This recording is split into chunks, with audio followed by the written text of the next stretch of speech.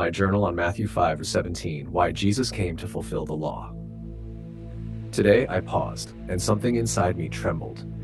Jesus' words in Matthew 5:17 echoed louder than usual, not as words from an ancient mount, but like the voice of a king whispering directly into the center of my soul. Think not that I am come to destroy the law or the prophets.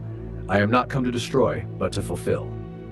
I sat quietly and whispered back, "Why, Lord? Why did you have to fulfill the law? What was in your heart when you said those words?" And then it started to unfold. I saw it. I saw that the law wasn't just a system of rules. It was a portrait of God's heart. Every line, every commandment, every decree was a reflection of His love, His purity, His justice, His mercy. The law cried out, "Love God with everything. Love your neighbor like yourself." But nobody had ever done that fully. Not Abraham, not Moses, not David, not me. All fell short. The law stood like a holy mountain, untouchable, unbreakable.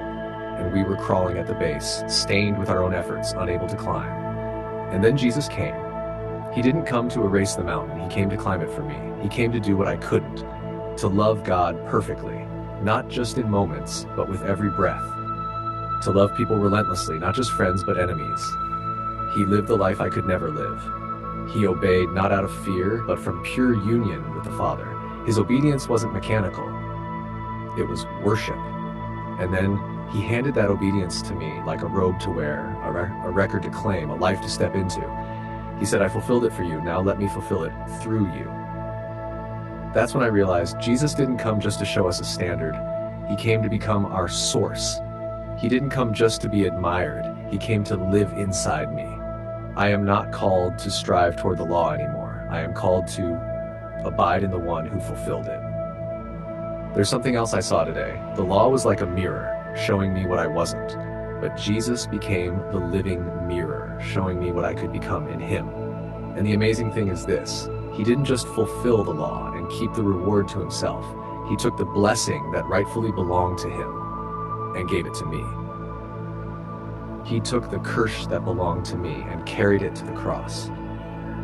This love isn't fair. It's grace. It's scandalous mercy. I also saw today that this fulfillment was not cold theology. It was burning love. Jesus fulfilled the law because He embodied the law.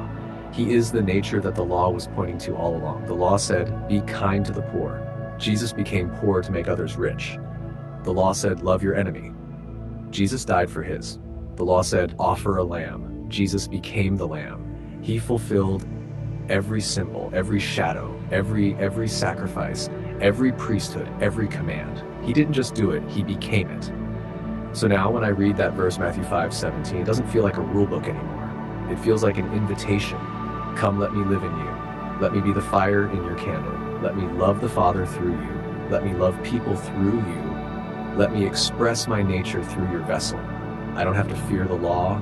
I don't have to perform for acceptance. I don't have to climb the mountain alone. The mountain came down in Jesus. And the law was written not on tablets of stone, but now on the tender flesh of my heart. This is what the Pharisees never saw. They were chasing rules, but Jesus was offering relationship. They were clinging to the shadow, but Jesus was offering the substance. I can hear Jesus saying, "Let me fulfill the law through you now. You be the candle, I'll be the flame. You be the vessel, I'll be the life." So today, I bow my heart in awe, not because I'm trying to earn anything, but because I already received everything. Jesus fulfilled the law for me. And now He invites me to let Him fulfill it through me, not by my might, not by my effort, but by His Spirit, by His indwelling, abiding love, by His flame in my soul. And in that, the Father is glorified. Because this was never about the law alone, it was always about the lover behind the law. His name is Jesus.